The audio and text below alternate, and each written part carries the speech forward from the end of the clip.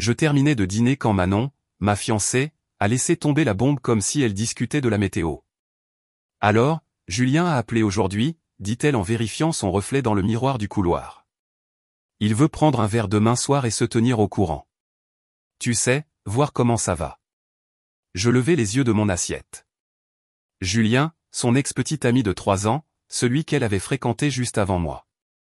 Se tenir au courant, demandai-je, en gardant ma voix calme. Elle se retourna avec ce sourire que j'aimais tant. Oui, juste entre amis, évidemment. On a terminé en bons termes et il est curieux de savoir comment je vais.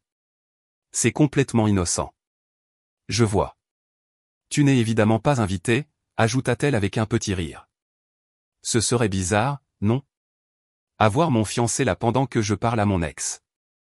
La ligne était tracée. Tout à fait compris, dis-je en prenant une autre bouchée de mon plat. Elle sembla satisfaite de ma réponse. Trop satisfaite. Comme si elle s'attendait à une sorte de dispute ou de jalousie de ma part. Et ma réaction calme signifiait qu'elle voudrait quelque chose.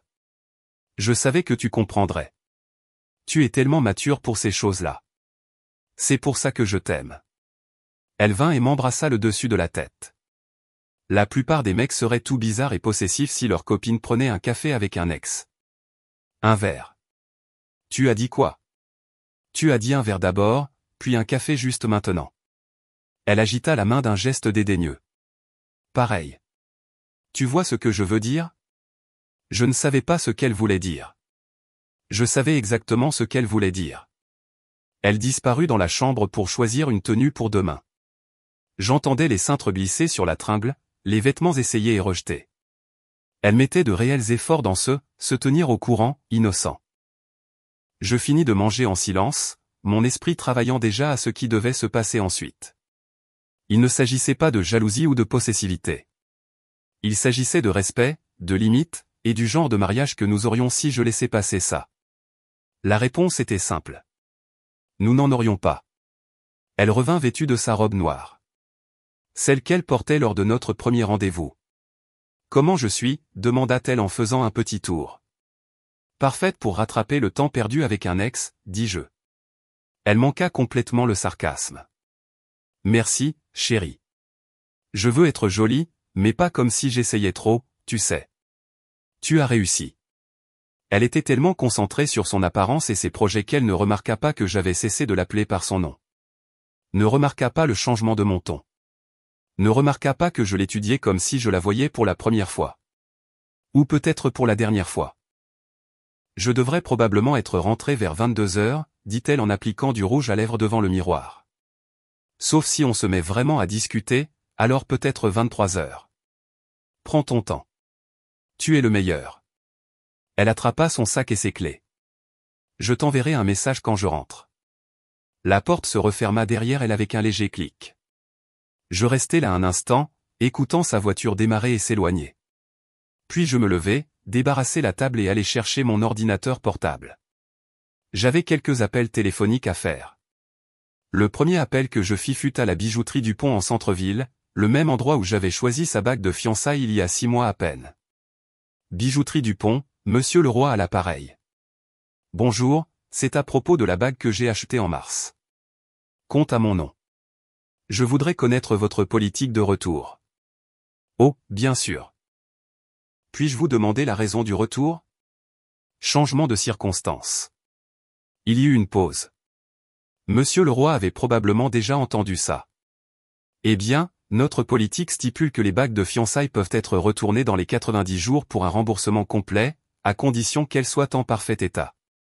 Après cela, nous offrons un crédit en magasin ou pouvons discuter d'une valeur d'échange. Ça fait 6 mois. Je vois. Dans ce cas, nous devons évaluer la pièce, mais nous offrons généralement 60 à 70% du prix d'achat pour un échange. 60% de 4 000 €, 2 400 € en retour.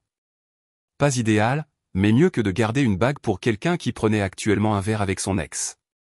Je passerai demain matin. Excellent. Apportez simplement la bague et votre reçu si vous l'avez. Ensuite, j'ouvris mon ordinateur portable et commençai à faire des recherches sur les droits des locataires. Nous vivions dans mon appartement depuis 1 an. Son nom n'était pas sur le bail. Légalement, Elle était une invitée qui avait abusé de mon hospitalité. Un préavis de 30 jours dans la plupart des cas, mais étant donné les circonstances, je me demandais si cela s'appliquait même. Je fis une liste de tout ce qui lui appartenait et de ce qui m'appartenait. Les meubles que nous avions achetés ensemble seraient délicats, mais la plupart des gros meubles étaient les miens d'avant son emménagement. Ses vêtements, ses livres, sa collection de produits de soins coûteux qui occupaient la moitié du comptoir de la salle de bain. Mon téléphone vibra. Un message d'elle. Je viens d'arriver. L'endroit est vraiment sympa. Julien a l'air bien. Visage souriant avec urieur, je fixai le message un long moment. Le smiley était une jolie touche. Je ne répondis pas. Au lieu de cela, j'appelai mon ami Antoine, qui avait vécu sa propre rupture compliquée l'année dernière. Quoi de neuf, mec? J'ai besoin d'un service. Est-ce que je peux squatter ton canapé pendant quelques jours? Des problèmes au paradis? Le paradis vient de prendre fin. Qu'est-ce qui s'est passé? Je lui racontai la version courte. Antoine écouta sans interrompre, ce que j'appréciais chez lui. Mec, elle te teste, dit-il quand j'eus terminé. C'est une sorte de jeu de pouvoir. Je sais. Alors, qu'est-ce que tu vas faire? Je vais réussir son test haut la main. Juste pas de la façon qu'elle attend. Tu as besoin d'aide pour déménager des affaires? Probablement demain. Je te ferai savoir. Pas de problème. Et, bien joué de ne pas tolérer ces conneries. La plupart des mecs seraient assis là, morts d'inquiétude en ce moment. Après avoir raccroché avec Antoine, je commençai à faire mes valises. Juste l'essentiel pour l'instant. Des vêtements pour quelques jours, des articles de toilette, mon ordinateur portable et mes affaires de travail. Je me déplaçais méthodiquement comme si je préparais un voyage d'affaires. Mon téléphone vibra à nouveau. OMG, il est tellement drôle. J'ai oublié à quel point on riait ensemble larmes de joie. Cette fois, j'ai failli rire moi-même. Elle me faisait en fait un compte rendu de son rendez-vous. Soit elle était complètement ignorante de la façon dont cela apparaissait, soit elle essayait délibérément de me rendre jaloux. Aucune option ne parlait bien de son jugement. Je trouvai une boîte dans le placard et commençai aussi à emballer ses affaires. Autant prendre de l'avance. Sa boîte à bijoux, les photos sur la table de nuit, sa tasse de café préférée, tous les petits signes qu'elle vivait ici. À 22h30, j'avais 2 sacs faits pour moi et une boîte de ses affaires prête à partir. Mon appartement semblait déjà différent, plus propre d'une certaine manière, comme s'il revenait à ce qu'il était avant. Mon téléphone était resté silencieux pendant la dernière heure. Soit elle s'amusait trop pour envoyer des messages, soit elle avait finalement réalisé qu'envoyer des mises à jour sur son ex n'était pas la meilleure idée. Je m'assis sur le canapé et ouvris une bière. Le même canapé où elle avait dit oui quand je l'avais demandé en mariage. Où nous avions planifié notre avenir ensemble. Où elle s'attendrait probablement à se blottir contre moi demain soir et à faire comme si rien n'avait changé. Mais quelque chose avait changé. Tout avait changé. Elle ne le savait pas encore. Vers 23h, j'appelai ma sœur Claire. Elle n'avait jamais été particulièrement fan de ma fiancée, bien qu'elle ait gardé ses opinions pour elle-même. C'est tard pour toi, dit-elle au lieu de « Allô. Tout va bien ?» Définis-le bien. Oh non, qu'est-ce qu'elle a encore fait? Je lui racontai toute l'histoire. Claire écouta et je pouvais pratiquement l'entendre lever les yeux au ciel à travers le téléphone. Tu plaisantes? Elle t'envoie des mises à jour de son rendez-vous avec son ex. Ancien compagnon. Elle est très claire là-dessus, n'est-ce pas? Et je suis sûr que Julien le voit de la même façon. Claire fit une pause. Alors, quel est ton plan? Emballer ses affaires. Lui donner 30 jours pour trouver un nouvel endroit. Passer à autre chose dans ma vie. Bien. Il était temps que tu te donnes un peu de courage face à son comportement. J'ai toujours eu du courage. Tu as eu de la patience. Il y a une différence. Tu te souviens de Noël dernier, quand elle a fait cette crise parce qu'on passait du temps avec notre famille au lieu d'aller à la fête de ses amis. Je me souvenais. Et la fois où elle avait insisté pour redécorer mon appartement sans demander, et comment elle avait commencé à prendre des décisions importantes concernant notre mariage sans m'inclure dans les discussions. J'aurais dû m'en douter, dis-je. Probablement, mais mieux vaut tard que jamais. Tu veux que je vienne t'aider à emballer ses affaires? J'ai géré ça. Merci quand même. Appelle-moi demain. Je veux savoir comment ça se passe. Après avoir raccroché avec Claire, je restais là, pensant à tous les petits signaux d'alerte que j'avais ignorés. La façon dont elle avait progressivement pris le contrôle de mon espace, comment elle avait commencé à prendre des décisions unilatérales concernant notre avenir, le subtil manque de respect qui était devenu plus audacieux avec le temps. Ce soir n'était pas le début d'un problème. C'était juste le moment où j'ai décidé d'arrêter de l'ignorer. Mon téléphone sonna. Antoine me rappelait. Hey, je pensais à ce que tu m'as dit. Tu es sûr de vouloir faire ça ce soir? Peut-être y réfléchir. J'y ai réfléchi pendant des mois sans m'en rendre compte. C'est juste.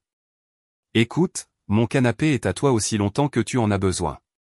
Mais as-tu réfléchi à ce que tu vas lui dire quand elle rentrera? Je vais lui dire la vérité, c'est-à-dire que le respect n'est pas négociable. Que je ne vais pas épouser quelqu'un qui pense qu'il est approprié de sortir avec son ex et de m'envoyer des messages sur le plaisir qu'elle a. Tu appelles vraiment ça un rendez-vous? Comment appellerais-tu ça? Deux personnes qui dormaient ensemble s'habillent, sortent prendre un verre et rient des bons vieux temps. Si ça ressemble à un canard, Antoine rit. Quand tu le dis comme ça, le plus fou, c'est qu'elle pensait vraiment que ça m'irait. Comme si elle m'avait si bien entraîné que j'allais juste rester là à attendre qu'elle rentre de sa soirée avec un autre homme. Peut-être que c'est exactement ce qu'elle pensait. La pensée me piqua parce qu'elle était probablement exacte. Quelque part en chemin, j'étais devenu le genre de mec qui accepterait ça. Le genre de mec qui trouverait des excuses à un comportement inacceptable. Eh bien, plus maintenant. Je fis le tour de l'appartement une dernière fois, m'assurant que j'avais tout ce dont j'avais besoin. Le bail était à mon nom. Les services publics étaient à mon nom. Elle était entrée dans ma vie, mon espace, ma routine, et maintenant elle pouvait repartir. À 23h47, mon téléphone vibra avec un autre message. Je rentre maintenant. Merci d'être si cool pour ce soir. Je t'aime. Je le lus 2 fois, puis le supprimai sans répondre. Elle serait à la maison dans 20 minutes, s'attendant à me trouver en train de regarder la télévision ou de lire au lit. Au lieu de cela, elle me trouverait assis dans le salon avec des sacs emballés et une boîte de ses affaires. J'éteignis la plupart des lumières et m'assis pour attendre. La conversation que nous étions sur le point d'avoir déterminerait si elle était la personne que je pensais épouser ou si je m'étais trompé pendant les 2 dernières années. Dans les 2 cas, j'aurais ma réponse ce soir. J'entendis sa voiture se garer sur le parking à minuit pile. Le moteur s'arrêta, suivi du bruit familier de ses talons claquant sur le trottoir. Elle prenait son temps pour marcher jusqu'à l'immeuble, vérifiant probablement son téléphone ou se maquillant. Je restais assis sur le canapé, mes sacs près de la porte, sa boîte d'affaires sur la table basse. La bague de fiançailles reposait dans sa boîte d'origine à côté de la lampe. Tout était organisé, délibéré. Ce n'allait pas être un débordement émotionnel ou une scène dramatique. Ce serait une transaction commerciale. La clé tourna dans la serrure et elle entra, fredonnant doucement pour elle-même. Elle était de bonne humeur. Excellente, en fait. Mieux que je ne l'avais vue depuis des semaines. « Hey, chérie », lança-t-elle, en retirant ses talons près de la porte. « Tu es toujours là. » Elle entra dans le salon, toujours rayonnante de sa soirée. Ses cheveux étaient légèrement ébouriffés. Son rouge à lèvres avait disparu et il y avait une joie dans ses yeux que je n'avais pas mise là. C'est à ce moment-là qu'elle remarqua les sacs, la boîte, l'écrin de la bague. Son sourire s'effaça lentement comme quelqu'un qui ajuste un variateur de lumière. « Qu'est-ce que c'est que tout ça ?» demanda-t-elle, essayant de garder sa voix légère. « Assieds-toi. »« Pourquoi ? Qu'est-ce qui se passe ?» Elle resta debout, ses yeux allant des sacs emballés à mon visage. « Il s'est passé quelque chose ? Quelqu'un est mort ? » « Oui, dis-je. Notre relation. » Elle laissa échapper un rire nerveux. « De quoi tu parles ? J'étais parti pendant genre 4 heures. Qu'est-ce qui a bien pu se passer ? Rien ne s'est passé. C'est ça le problème. Je désignai la chaise en face de moi. Elle s'assit finalement, mais perchée sur le bord comme si elle pourrait avoir besoin de s'enfuir. Je ne comprends pas. On allait bien ce matin. Tu as dit que tu comprenais que je rencontre Julien. Tu étais complètement cool avec ça. Je l'étais. J'ai parfaitement compris. Alors, quel est le problème ? Je me penchai en arrière et étudiai son visage. Elle ne comprenait vraiment pas. Après 2 ans ensemble, après avoir planifié un mariage, après avoir construit ce que je pensais être un partenariat, elle ne pouvait honnêtement pas voir ce qui n'allait pas avec ce soir. Le problème, c'est que ma fiancée vient de passer 4 heures à un rendez-vous avec son ex-petite amie et a pensé que c'était un comportement approprié. Ce n'était pas un rendez-vous. Combien de fois dois-je te le dire? Nous sommes amis. Nous avons une histoire, mais nous ne sommes que des amis maintenant. Des amis qui s'habillent avec leur tenue préférée, sortent prendre un verre et s'envoient des messages sur le fait que l'autre personne a l'air bien. Son visage rougit. Tu interprètes mal ces messages. Quelle est la bonne façon de les interpréter? J'étais juste amical. J'étais excité de voir un vieil ami, et je voulais partager ça avec toi. Je pensais que tu apprécierais que je sois ouverte et honnête sur tout. J'ai failli rire de cette logique. Tu pensais que j'apprécierais des mises à jour en direct sur l'attractivité de ton ex et sur le plaisir que tu as sans moi. Quand tu le dis comme ça a l'air mal. Ça ressemble exactement à ce que c'était. Elle se leva et commença à faire les 100 pas, ses mains bougeant pendant qu'elle parlait. C'était son tic quand elle devenait agitée. Écoute, peut-être que j'aurais pu mieux gérer ça. Peut-être que j'aurais dû être plus sensible aux messages, mais tu réagis complètement de manière excessive ici. Rompre pour quelque chose d'aussi insignifiant est insensé. Insignifiant? Oui, insignifiant. J'ai pris un verre avec quelqu'un que je fréquentais. Nous avons parlé, nous avons ri, nous nous sommes tenus au courant de nos vies. C'est tout. Rien ne s'est passé. Rien n'allait jamais se passer. Ce n'est pas la question. Alors, quelle est la question? S'il te plaît, explique-le-moi parce que je suis complètement perdu là. Je me levai aussi, fatigué de la regarder pendant qu'elle faisait les 100 pas. La question, c'est le respect. La question, c'est les limites. La question, c'est que tu as pris une décision qui a affecté notre relation sans considérer ce que je pouvais en penser. Mais tu as dit que ça t'allait parce que... Je voulais voir ce que tu ferais. Je voulais voir si tu réaliserais que sortir seul avec ton ex, t'habiller pour lui et t'amuser suffisamment pour m'envoyer des messages sur le fait qu'il est superbe était inapproprié pour quelqu'un qui est censé m'épouser dans 6 mois. Elle arrêta de faire les 100 pas, donc, c'était une sorte de test. Non, c'était toi qui me montrais qui tu es quand tu penses que j'accepterai n'importe quoi. Ce n'est pas juste. Ce qui n'est pas juste, c'est d'être fiancé à quelqu'un qui pense qu'il est acceptable de prioriser les sentiments de son ex-petite amie aux dépens de ceux de son fiancé. Je n'ai jamais dit que je priorisais ses sentiments. Tu as dit que ce serait bizarre si je venais. Bizarre pour qui? Pour lui. Pourquoi t'inquiètes-tu de mettre ton ex-petite amie à l'aise? Elle ouvrit la bouche pour répondre, puis la referma. Pour la première fois ce soir, elle semblait réfléchir avant de parler. Ça aurait été gênant, dit-elle finalement. Pour lui, pour tout le monde, mais surtout pour lui. Parce qu'au fond, tu savais que ce n'était pas juste 2 amis qui se retrouvaient. Tu savais qu'il y avait quelque chose d'inapproprié où tu ne te serais pas soucié de rendre la situation gênante. Elle se rassit, son énergie dégonflée. Alors, qu'est-ce qu'on fait maintenant? Tu vas vraiment jeter 2 ans à la poubelle parce que j'ai dîné avec un vieil ami? Un verre. Tu as dit un verre à chaque fois, sauf quand tu me parlais. Intéressant de voir comment ça change constamment. Oh mon Dieu, tu comptes tous les mots que je dis maintenant. Je fais attention aux détails qui comptent. Comme la façon dont tu as planifié cette tenue depuis hier. Comme la façon dont tu as été plus excité par ce soir que par quoi que ce soit avec moi depuis des mois. Comme la façon dont tu n'as jamais demandé si ça me convenait. Tu m'as juste dit que je n'étais pas invité. Elle resta silencieuse un long moment, fixant la boîte de ses affaires sur la table basse. Je ne pensais pas que ce serait un si gros problème, dit-elle doucement. C'est ça le problème. Tu n'as pas du tout réfléchi à la façon dont ça m'affecterait. Tu as juste supposé que je serais d'accord avec tout ce que tu déciderais de faire. Alors, qu'est-ce qui se passe maintenant? Je pris l'écrin de la bague et le lui tendis. Maintenant, tu décides quel genre de personne tu veux être. Et j'ai décidé quel genre de mariage je suis prêt à avoir. Elle fixa la boîte comme si elle allait la mordre. Tu fais vraiment ça? Je fais vraiment ça. Pour une seule soirée avec un vieil ami? Pour un schéma de comportement que ce soir a rendu limpide. Elle prit la boîte d'une main tremblante. Où suis-je censé aller? C'est quelque chose que tu devras trouver. Ton nom n'est pas sur le bail.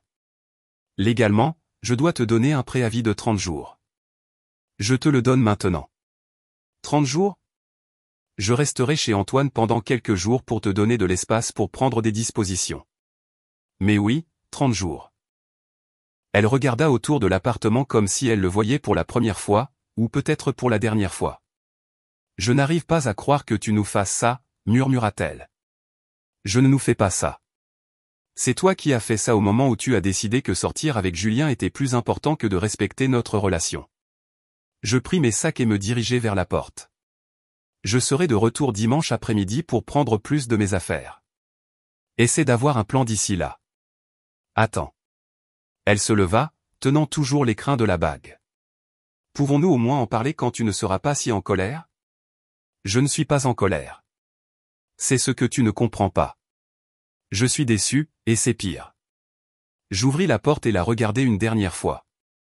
Elle se tenait au milieu de ce qui était notre salon, tenant ce qui était sa bague de fiançailles, entourée de ce qui était notre avenir.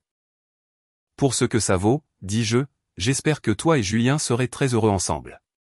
Puis je refermai la porte et m'éloignai de la plus grande erreur que j'avais failli commettre dans ma vie.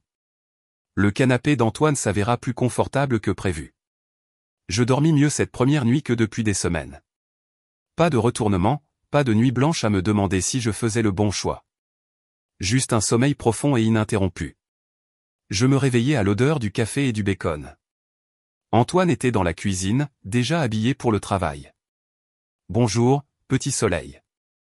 Comment as-tu dormi? Mieux que depuis des mois.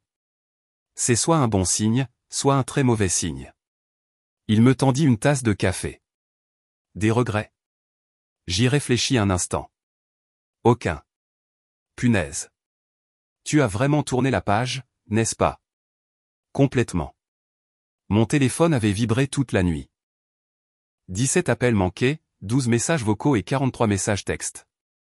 Je n'avais regardé aucun d'eux. Elle a essayé de te joindre, observa Antoine, en hochant la tête vers mon téléphone. Je m'en doutais. Tu vas répondre? Finalement, quand je serai prêt à entendre ce qu'elle a à dire. Antoine étudia mon visage pendant qu'il prenait son petit déjeuner. Tu sais ce qui est bizarre? Tu as l'air plus léger, comme si quelqu'un t'avait enlevé un poids des épaules. Il n'avait pas tort. Je me sentais comme si je pouvais respirer correctement pour la première fois depuis des mois, comme si j'avais retenu mon souffle sans m'en rendre compte. Au travail, je me suis jeté à corps perdu dans un projet qui était en veilleuse depuis des semaines. Ma collègue, Émilie, a immédiatement remarqué le changement. Tu as l'air différent aujourd'hui, dit-elle pendant notre pause déjeuner. Plus concentré. Juste en train de gérer des affaires personnelles. Des bonnes affaires personnelles ou des mauvaises affaires personnelles? Des affaires personnelles nécessaires. Émilie avait rencontré ma fiancée quelques fois lors de fêtes de bureau. Elle avait toujours été polie mais jamais particulièrement chaleureuse envers elle. Maintenant, je me demandais ce qu'elle avait perçu que j'avais manqué. Si tu as besoin de parler à quelqu'un, je suis une bonne oreille, proposa-t-elle. Merci. Je pourrais bien te prendre au mot. Vers 15 heures, j'écoutais enfin les messages vocaux. Ils commençaient par des excuses et dégénéraient rapidement en colère, puis revenaient à la désespoir. Une compilation des plus grands succès de la manipulation émotionnelle. Je n'arrive pas à croire que tu sois si dramatique à ce sujet. Tu jettes tout ce que nous avons construit pour rien. J'ai parlé à ma mère et elle pense que tu fais une sorte de dépression. Julien m'a envoyé un message pour me demander si nous allions bien parce que tu avais l'air contrarié hier soir. Ce dernier me fit rire à gorge déployée. Julien prenait déjà des nouvelles. Comme c'est attentionné de sa part. Les messages textes suivaient un schéma similaire. Excuses mélangées à des accusations mélangées à des tentatives de minimiser ce qui s'était passé. Mais un se distinguait des autres. Envoyé à 3h17 du matin. J'ai appelé Julien pour lui dire ce qui s'était passé, et il a dit qu'il pensait que nous étions séparés d'après la façon dont j'agissais ce soir. Il a dit que je flirtais avec lui toute la soirée, et il ne comprenait pas pourquoi j'étais là si j'étais fiancé. Peut-être que tu avais raison sur certaines choses. Je lus ce message 3 fois. Donc Julien avait remarqué ce que j'avais remarqué. Il avait perçu ce qu'elle dégageait, et elle avait été trop occupée à apprécier l'attention pour s'en rendre compte. Je transférai le message à Antoine avec une note. Même son ex savait que c'était un rendez-vous. Il répondit immédiatement. Nom d'une pipe. Elle vient d'admettre qu'elle flirtait avec lui toute la nuit. C'est brutal. Le vendredi après-midi, j'étais prêt à retourner à l'appartement pour prendre plus de mes affaires. Antoine proposa de m'accompagner, mais je voulais gérer ça seul. L'appartement semblait différent quand j'entrais, plus petit d'une certaine manière. Elle avait manifestement pleuré. Il y avait des mouchoirs partout, et l'endroit avait cette sensation étouffante et confinée de quelqu'un qui n'était pas sorti depuis des jours. Elle était assise à la table de la cuisine quand j'entrais, toujours en pyjama à 15 heures. Ses yeux étaient rouges et gonflés, ses cheveux en bataille, et elle avait l'air de n'avoir pas dormi depuis mon départ. « Salut », dit-elle doucement. « Salut. J'ai réfléchi à tout ce que tu as dit. » J'acquiesçai et me dirigeai vers la chambre pour prendre plus de vêtements. « On peut parler », cria-t-elle derrière moi. « On peut parler pendant que je fais mes valises. » Elle me suivit dans la chambre et s'assit sur le bord du lit pendant que je sortais des vêtements du placard. « Je crois que je comprends maintenant pourquoi tu étais si bouleversé. » Bien. Julien a dit des choses qui m'ont fait réaliser comment cela a dû paraître de ton point de vue. Je continuai à faire mes valises. Qu'est-ce que Julien a dit? Il a dit qu'il pensait que nous étions séparés. Il a dit que j'agissais comme si j'étais célibataire et il ne comprenait pas pourquoi j'étais là si j'allais me marier dans quelques mois. Malin ce gars. Il a aussi dit.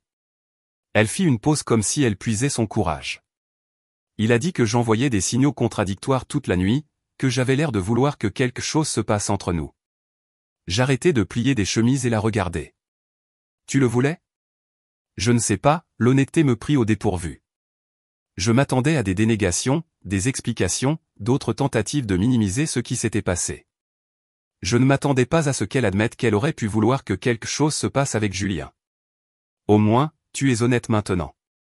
Je n'arrête pas de penser à cette nuit-là, d'essayer de me souvenir exactement de ce que j'ai dit et de la façon dont j'ai agi. Et plus j'y pense, plus je réalise que peut-être je n'étais pas juste en train de rattraper le temps perdu avec un vieil ami. Elle pleurait à nouveau, mais doucement cette fois. Pas les sanglots dramatiques des messages vocaux, juste des larmes coulant sur son visage pendant qu'elle parlait. Je pense que je testais quelque chose, pour voir si les sentiments étaient toujours là, pour voir si j'avais toujours cet effet sur lui. Et je pense que j'aimais l'attention. J'aimais me sentir désiré par quelqu'un de nouveau, quelqu'un qui n'était pas encore habitué à moi. Je m'assis de l'autre côté du lit, assez loin pour que nous ne nous touchions pas, mais assez près pour que nous puissions parler sans élever la voix. Pourquoi me dis-tu ça? Parce que tu mérites la vérité. Et parce que j'essaie de comprendre pourquoi j'ai fait quelque chose d'aussi stupide. Et qu'as-tu compris? Elle resta silencieuse longtemps, s'essuyant les yeux avec un mouchoir. Je crois que je t'ai tenu pour acquis. Je crois que je me suis habitué à l'idée que tu serais toujours là quoi que je fasse. Et je crois que j'ai peut-être commencé à me sentir piégé par ça. Piégé comment? Comme si je me contentais. Comme s'il y avait d'autres possibilités que je devrais explorer avant de me marier. Les mots restèrent en suspens entre nous. C'était la conversation que nous aurions dû avoir il y a des mois, avant de nous fiancer, avant de commencer à planifier un mariage, avant que je ne dépense 4000 € pour une bague. Alors, tu as utilisé Julien pour explorer ces possibilités. Je suppose que oui. Je ne l'avais pas prévu comme ça, mais oui, je pense que c'est ce qui s'est passé. Je finis de ranger les vêtements que j'étais venu chercher et refermer la valise. J'apprécie ton honnêteté. Ça change quelque chose? Je regardais autour de la chambre que nous avions partagée pendant l'année écoulée. Le lit où nous avions parlé de notre avenir, la commode couverte de photos de nous, l'air heureux ensemble, le placard où ses vêtements pendaient encore à côté des espaces vides où les miens se trouvaient autrefois. Ça change tout et rien. Qu'est-ce que ça veut dire? Ça veut dire que je te comprends mieux maintenant, mais ça veut aussi dire que j'ai eu raison de partir. Elle hocha lentement la tête comme si elle s'attendait à cette réponse, mais espérait une autre. J'ai trouvé un endroit, dit-elle. Mon amie Sophie a une chambre libre que je peux louer en attendant de trouver quelque chose de permanent. Bien. Je serai parti d'ici le week-end prochain. D'accord. Je pris mon sac et me dirigeai vers la porte. Pour ce que ça vaut, dit-elle, je sais que j'ai fait une bêtise. Je sais que je t'ai fait du mal, et je sais que tu fais ce qu'il faut.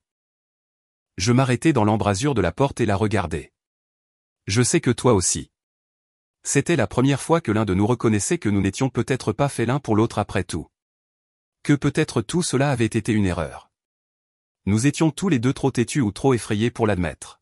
« Tu vas t'en sortir » demanda-t-elle.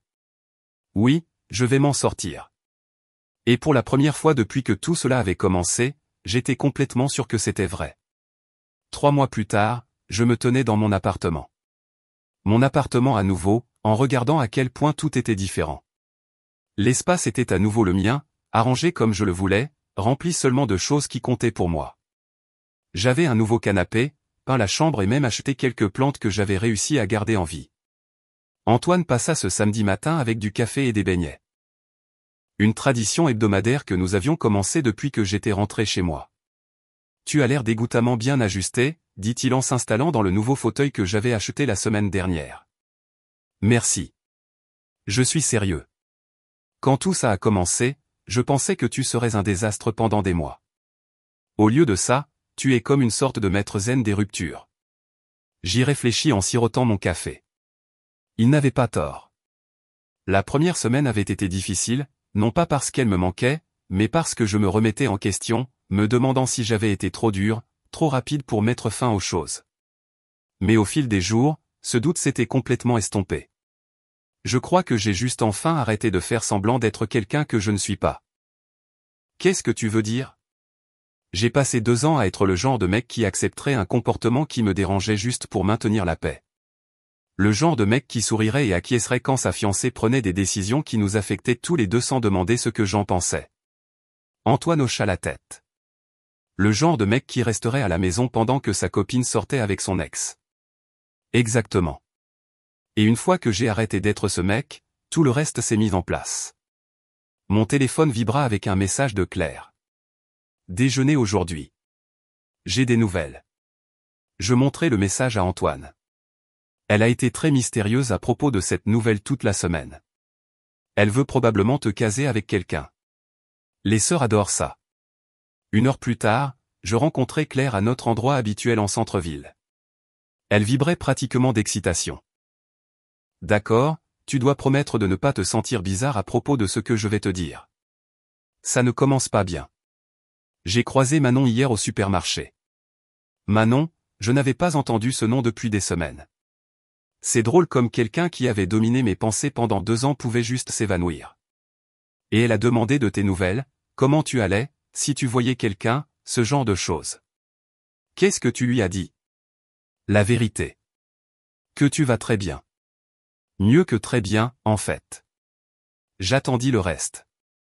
Claire préparait quelque chose. Elle m'a dit qu'elle et Julien sont ensemble maintenant. Officiellement. Je considérais cette information pendant que je mangeais mon sandwich. Je devrais probablement ressentir quelque chose à ce sujet. De la colère, de la justification, de la douleur, quelque chose. Au lieu de cela, je ne ressentais rien. Comme si Claire m'avait parlé de la météo ou de ce qu'elle avait regardé à la télévision la nuit dernière. Tant mieux pour eux, dis-je. C'est tout? Tant mieux pour eux. Que devrais-je dire d'autre? Je ne sais pas. Peut-être quelque chose sur le fait que tu avais raison depuis le début. Sur le fait qu'elle était clairement intéressée par lui cette nuit-là. J'avais raison. Mais je n'ai pas mis fin aux choses avec elle à cause de Julien spécifiquement. J'ai mis fin aux choses à cause de ce que son comportement cette nuit-là m'a montré sur qui elle était en tant que personne. Claire étudia mon visage comme si elle cherchait des fissures dans ma sérénité. Tu ne t'en soucies vraiment pas qu'elle soit avec lui maintenant. Je ne m'en soucie vraiment pas, waouh. Je pensais que tu serais au moins un peu suffisant d'avoir eu raison. Je ris. Pourquoi serais-je suffisant d'avoir évité une balle? Après le déjeuner, je me suis promené un moment dans le centre-ville, pensant aux derniers mois. Je m'étais jeté à corps perdu dans le travail et j'avais été promu chef de projet senior. J'avais renoué avec de vieux amis que j'avais négligés pendant la relation.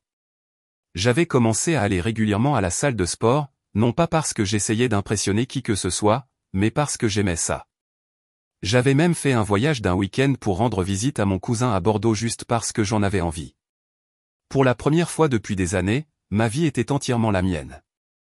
Ce soir-là, je lisais sur mon canapé quand quelqu'un frappa à ma porte. Je n'attendais personne, et il était presque 21 heures. Je regardai par le Judas et vis Manon debout dans le couloir. Elle tenait ce qui ressemblait à une enveloppe Kraft. J'ouvris la porte mais ne l'invitai pas à entrer.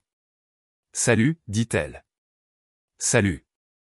J'ai des choses qui t'appartiennent. » Elle leva l'enveloppe, du courrier qui avait été réexpédié à mon nouveau logement et quelques autres choses que j'avais trouvées en faisant mes cartons. Tu aurais pu simplement les déposer chez le gardien de l'immeuble. Je voulais te parler. De quoi? Elle regarda au-delà de moi dans l'appartement. Je peux entrer juste une minute. Contre mon meilleur jugement, je m'écartai et la laissai entrer. Elle regarda autour du salon, observant les changements que j'avais apportés. Ça a l'air bien, dit-elle.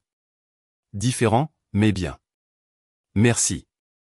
Elle me tendit l'enveloppe et s'assit sans y être invitée sur mon nouveau canapé. Claire t'a parlé de Julien et moi. Elle l'a mentionné. Tu ne vas pas demander depuis combien de temps nous sommes ensemble? Peu importe. Depuis 2 semaines après notre rupture. J'ouvris l'enveloppe et commençai à trier le contenu. Un relevé bancaire, un abonnement à un magazine, une carte d'anniversaire de ma tante. Tu essaies de me rendre jaloux ou de prouver quelque chose? Demandai-je sans lever les yeux. J'essaie de m'excuser. Cela me fit la regarder. Pourquoi spécifiquement? Pour tout. Pour cette nuit avec Julien. Pour t'avoir menti et m'être menti à moi-même sur ce que je faisais. Pour avoir gaspillé 2 ans de ta vie. Tu n'as pas gaspillé mon temps. J'ai beaucoup appris. Comme quoi? Je mis le courrier de côté et la regardai vraiment. Elle semblait plus petite d'une certaine manière. Plus jeune, comme si la confiance qu'elle avait toujours portée avait été remplacée par quelque chose de plus incertain. J'ai appris ce que je n'accepterai pas dans une relation. J'ai appris à quoi ressemble et ce que ressent le respect. J'ai appris la différence entre être patient et être un paillasson. Elle hocha lentement la tête. Julien m'a dit ce qu'il t'a dit cette nuit-là sur la façon dont j'agissais. Il a été honnête. J'ai apprécié ça. Il a dit, tu as géré tout ça avec plus de classe que lui. Bon à savoir. Nous restâmes en silence un instant. Je pouvais dire qu'elle voulait en dire plus, mais je n'allais pas l'aider à y arriver. Tu ne penses jamais à ce qui se serait passé si je n'étais pas sorti avec lui cette nuit-là? Demanda-t-elle finalement. Non, vraiment, pas même un peu. Vraiment? Parce que si ça n'avait pas été cette nuit-là avec Julien, ça aurait été une autre nuit avec une autre situation. Tu m'as montré qui tu es. Je t'ai cru. C'est une façon assez dure de le dire. C'est une façon honnête de le dire. Elle se leva et se dirigea vers la fenêtre, regardant le parking. Je crois que j'ai fait une erreur, dit-elle doucement. Laquelle? Te laisser partir. Je sentis une familiarité dans ma poitrine. La même sensation que j'avais quand elle disait quelque chose qui me faisait douter de mon propre jugement. Mais cette fois, au lieu de céder, je reconnus ce que c'était. De la manipulation. Tu ne m'as pas laissé partir, dis-je calmement. Je suis parti. Parce que tu as choisi Julien plutôt que moi cette nuit-là, et j'ai choisi moi-même plutôt que vous deux. Mais si je faisais un choix différent maintenant? Alors tu le ferais trop tard. Elle se retourna pour me faire face et je pus voir des larmes dans ses yeux. Je sais que tu me détestes probablement. Je ne te déteste pas. Je ne ressens rien pour toi. C'est pire que la haine. Peut-être, mais c'est honnête. Elle s'essuya les yeux et se dirigea vers la porte. Pour ce que ça vaut, j'espère que tu trouveras quelqu'un qui apprécie quel bon gars tu es. J'ai déjà trouvé quelqu'un. Elle s'arrêta, la main sur la poignée de porte. Qui? Moi. Après qu'elle soit partie, je verrouillai la porte à double tour et retournai à mon livre. Dehors, j'entendis sa voiture démarrer et s'éloigner. Cette fois, je savais que c'était pour de bon. Je pensais à envoyer un message à Antoine ou Claire pour leur parler de la visite, mais décidai de ne pas le faire.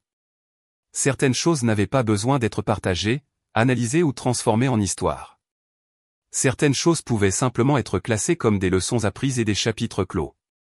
6 mois plus tôt, j'aurais passé le reste de la soirée à rejouer chaque mot de cette conversation, me demandant si j'avais été trop dur ou si j'aurais dû lui donner une autre chance. Ce soir, j'ai juste tourné la page et continué à lire parce que pour la première fois de ma vie d'adulte, j'étais exactement là où je voulais être, complètement et sans excuse seul et parfaitement en paix avec ça. l'homme que j'étais devenu n'accepterait rien de moins qu'un respect total dans une relation. Et jusqu'à ce que je trouve quelqu'un qui puisse l'offrir naturellement, sans test, sans entraînement, sans compromis, j'étais plus qu'heureux de ma propre compagnie. Il s'est avéré que la meilleure relation que j'ai jamais eue était celle que j'avais construite avec moi-même. Et celle-là était définitivement faite pour durer.